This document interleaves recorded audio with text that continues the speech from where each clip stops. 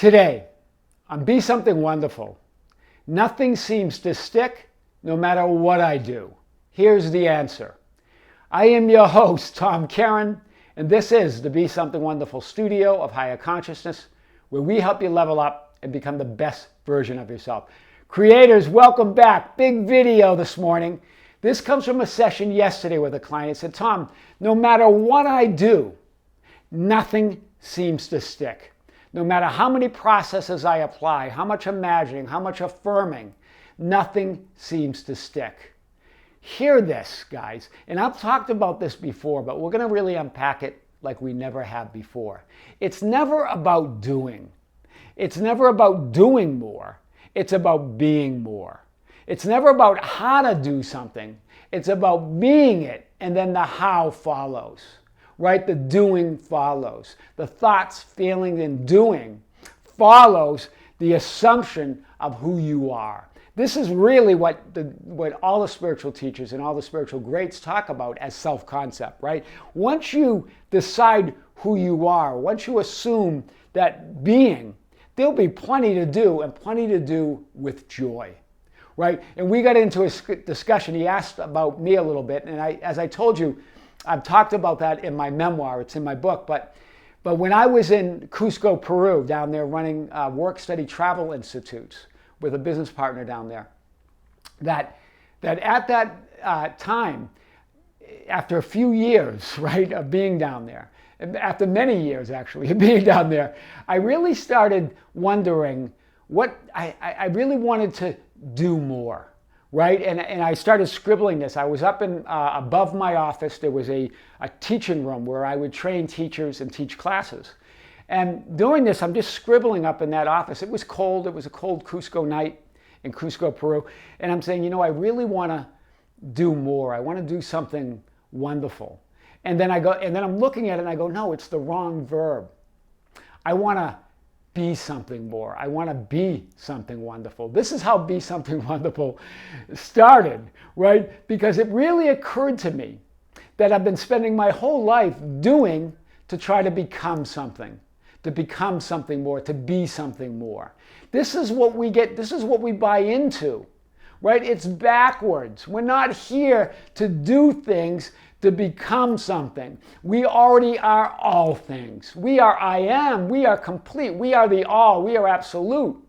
We're here to condition it, to create from it, to limit ourselves in a conscious way, to experience what part of that wholeness, what part of that infinity that we are, what part of that allness do we want to experience now? Do you see it? That's why it's so powerful. Neville Goddard's teachings and others, the law of assumption and the idea of self-concept. Because this guy even said that, I've been on a journey of trying to improve my self-concept for years. But that is the thing. You're trying to do your way to being when you already are all that. I really want to hit this. This is what Neville says. It's impossible to do anything. You must be in order to do. Once you be it, you're going to have all the thoughts and feelings and actions that align with that beingness, right? And the ultimate beingness is that I am, that unconditioned. But we're here to condition it. We're here to limit ourselves consciously, right? To have the experience of part of that expansiveness that we are, right? We are the all, trying to experience what part of that expansion that we want to experience right now. Being determines doing. And this is what Neville says, Neville Goddard. If you had a different concept of yourself, everything would be different, right? Doing to become something or someone makes no sense. You are all that. The doing follows. The doing in physicality is just to enjoy, to revel in that beingness that we are. So the action is great, the doingness is fun, but not to become something. It's to enjoy who we already are. So it's not a journey of self-concept. You already are that. It's actually the realization, the recognition that you're the all. And then the decision and the choice to choose what part of that all that you want to experience now. That's big. So Remember, it is your assumption of yourself and others in the world, right? Because we're all one. We're all connected. So if you're judging others in the world, you're determining who you are as well. So it's all you that directs the thinking, feeling, doing. That's it. It's your assumption. That's why the law of assumption is so powerful. The idea of self-concept so powerful. That directs everything else, right? What I've referred to as the middle, right? But we make the thinking, feeling, and doing messy. That's what I've referred to as the messy middle. We do things to become something. We try to control our thoughts and feelings. We try to think a certain way and feel a certain way and do certain things, believing that we'll finally be that person we want to be. But as opposed to being it, moving to it, assuming it, and then allowing the thoughts and the feelings and the doing this to coalesce around that new state of being. Right? Do you hear this, right? Everything will form around that assumption, that self-concept. That's why it makes no sense to work 30, 40, 50 years, your whole life, trying to improve your self-concept. You already are that. It's a choice. It's not a journey of improvement. It's a choice in the moment, right? And the client says, I get triggered and then I'm back where I started. Do you hear this? I'm going to get to this idea back where you started because there are no comebacks or setbacks. There's only now, there's only I am. So you're always in the same place in that I amness, which is now, which is everywhere all at once, and you're everything. So remember, I really want to get this. Triggers are wonderful when you stop resisting them and trying to avoid them. Right? Hear this. Triggers are powerful. Triggers are your emotional guidance system, urging you to identify more deeply of who you really are. Hear this. Triggers are not telling you who you're not. They're telling you that you are that new being, but that you're recognizing or reacting to something that is not you. Do you hear it? Triggers are simply showing you beliefs and assumptions that no longer serve you. Right? They served you at one time, otherwise you would be assuming them or believing them. But those triggers are identifying beliefs and assumptions that you no longer agree with, that no longer align with who you want to be. And so triggers are beautiful. They're telling you, yes, you are already that person, but you're still believing in a belief and assumption of who you are not or who you don't want to be. Right? That's a beautiful thing. You're bringing the conscious awareness to the light of your I am, your unconscious or subconscious past thought and assumptions. They no longer serve you. You have moved. The triggers get this, guys. They're showing you that you are in that new reality, that you are that new version of yourself. If you weren't, the triggers wouldn't bother you. Do you see it? If you weren't that new version of yourself, if you weren't that new assumption, if you weren't declaring that, the triggers would feel natural, right? But you are that new you. And they're just indicating that you're believing something or assuming something that's not aligned with that new choice that you made. That's powerful. So look at triggers. They're wonderful. They're, as Abraham Hicks and other spiritual teachers talk about, they're a wonderful part of your emotional guidance system, right? Urging you to identify more deeply to who you want to be. Wow, that's powerful. Love your triggers, right? And that's really what Neville was getting at with free will, right? Because once you assume something, a certain self-concept, when you decide who you are, all the thoughts and feelings and actions will line up with that. Right? You will automatically move to those thoughts, feelings, and actions that align with who you're assumed to be being, who you assume you are being. And remember, free will. So you have the free will. You have the free will to choose, right? Who you want to be, that new identity. After that, the thoughts, feelings, and actions all coalesce around that assumption. So that's what he meant by no free will. You only have the free will to choose who you are. The thoughts, feelings, and actions are there to show you who you now are. Do you see it? Right? Those are automatic, part of that new assumption. When you get triggered, you're allowing someone or something else, your subconscious past, choose for you. Do you hear? Once you choose that assumption, The thoughts and the feelings and the doing will flow from that, right? And so you have free will, but you only have free will to choose who you're being. After that, the thoughts and the feelings and the actions come with that new state of being. Do you see it? We only feel resistance when we start getting involved in the middle to try to change that assumption, to try to change that state of being. Right? We're working inductively through the thoughts, through the feelings and actions, trying to muscle our way to who we want to be. Choose who you want to be, and then the thoughts and the feelings and the actions will come with ease, right? And you will naturally be that person, right? And take the actions that align with that new assumption. So when you get triggered, you're allowing someone or something else, your subconscious past, to choose for you. Remember, the assumption that you are limited, small, and less than the all, less than the I am, which is impossible, right? All of that. Remember, this is when I talked about Jesus in front of Pontius Pilate the night before he was going to get captured, right? Or he got captured, but the night before his crucifixion. And Pontius Pilate representing the 3D world, representing your triggers, right? Your subconscious past, saying, don't you know that I have the power to crucify you or set you free? And then Jesus says, you have no power unless it's given from above. That's your I amness. Your I amness can only give power to those triggers. Those triggers are just pointing you back to that I am, pointing you back to who you now are being. Right? Saying this is who you really are, right? That's a beautiful thing with an emotional guidance system and triggers. They tell you who you no longer, that's no longer your choice, right? That's no longer the choice that you decide to be. Again, those assumptions and beliefs served you at one time, or you wouldn't have thought them or assumed them. But now they no longer align up with who you choose to be, right? The assumption that you are limited, small, and less than the all is bogus. It's impossible. You are I am, right?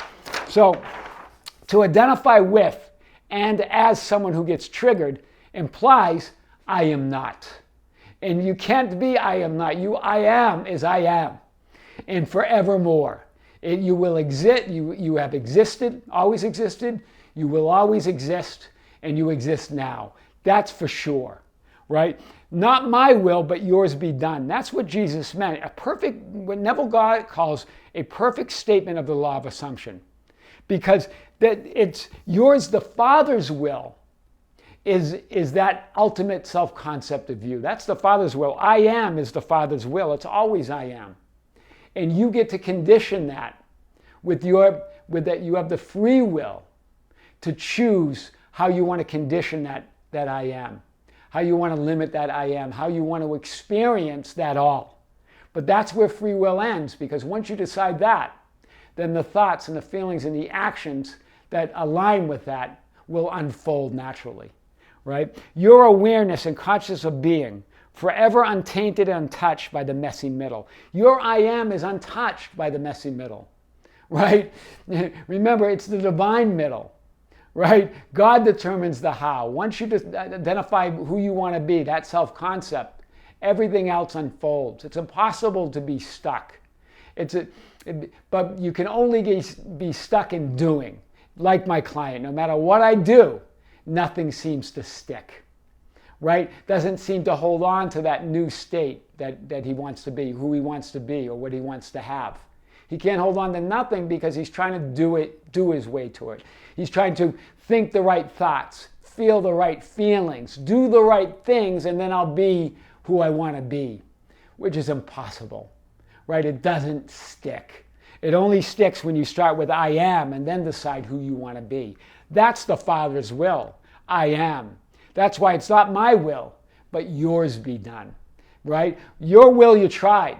Right? You tried all the doing. You tried thinking the right thoughts. You tried feeling the right feelings, but nothing sticks. Now give it to your Father, the I am, your Father's will. And then that all that doing and feeling and thinking flows from that, right? You can't be more than I am. You can only condition it and limit it. But that's what we're here for. We're here to condition and limit it with recognition that we are all of it already. That's reality creation. Creation's finished means I am, right? I am is complete. There's nothing to add, there's nothing to take away. That's what Neville meant by creation's finished. Now, I am, and what you put after that is what part of that creation, what part of that potential, what part of those possibilities do you want to experience now, right? There's nothing more powerful than persisting in the assumption of who you desire to be and what you desire to have, knowing that you already are all that. You are already all that, right? And again, use triggers as an opportunity to deepen your identification with who you now desire to be, rather than evidence of I am not that, right? Those triggers are evidence of who you now are, right? Meaning they're triggers that you moved into that new assumption, right? And the triggers of who you no longer want to, they're evidence of who you no longer want to be. Do you see it? Right? They're evidence that you have moved in to your new assumption. Otherwise, they wouldn't feel negative to you, right? The only reason they feel negative is because they don't align with who you now want to be. So they're evidence of who you no longer are. Wow, that's powerful, right? So comebacks, setbacks, lost time, impossible when you're I am. You are the all and you are that now, right? You are never stuck, you're never trapped, and you're never powerless, right? You are all power, you're all knowing, you're all presence, right? Having an experience of being something less. That's all that is, and we came here to experience that. Remember, we are the all. We are perfect divinity. We're a perfect soul coming here to feel what it's like to be that supreme being. So we came here to experience these limitations. We came here to experience these conditions, but not unconsciously, right? And we came here to choose and identify with and to consciously create our reality, to remember that we're that infinite being, right? And this client said, working on my self-concept for years. I hit on this. Remember, that's the cosmic joke. That's what he finally got in our meeting. I've been working on this for years, not realizing I'm already that. There's nothing to work on. He goes, now I get what they mean by the cosmic joke. He goes, I am. He really declared that, right? No processes are required, right? Just recognition of the truth. But then use the processes for the joy of conditioning and limiting your infiniteness. Hear this. That's what the processes are for. They're for joy of limiting and conditioning that I amness. Not to become that I am. You're already that, right? So all the imagining, all the affirming and the scripting and all the processes that we talk about, right? All of it is to condition and limit that I am in a fun and joyful way, knowing you already are everything, right? And the idea when triggers come up, remember, triggers are simply telling you that there are some beliefs and assumptions that you no longer agree with, that no longer serve you. But they served you at some time, right? Otherwise you wouldn't believe in assuming them. But now they're telling you that, okay, you now have assumed a new identity. You now have a new concept of yourself. That's why these triggers feel uncomfortable. That's why there's a sensation that you label it as negative, because it doesn't align with that new person you want to be, that new concept of yourself. So triggers are evidence, again, of that reality or that concept that you don't want to be, and they're evidence that you have moved to that new concept of yourself. So triggers are always powerful in some ways because they're just indicating, they're bringing up assumptions and beliefs that you no longer resonate with, that you no longer choose. That's what we're talking about. That's why nothing seems to stick no matter what you do, but that is the answer. I am your host, Tom Kearin, and this is the Be Something Wonderful studio of higher consciousness, where we help you level up and become the best version of yourself. Creators, thank you. Thank you for being a part of the channel. Thank you for subscribing. Thank you for joining the membership channel. Thank you for joining our live streams. We have our second live stream, Live 2, on Sunday at 9 a.m. Pacific Coast Standard Time, right here with me, February 5th. And that's for everybody, all subscribers, all members.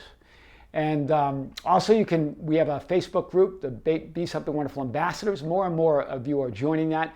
That's so you can share insight and guidance with others and ask for insight and guidance. You can find us there at facebook.com/groups/Be Something Wonderful.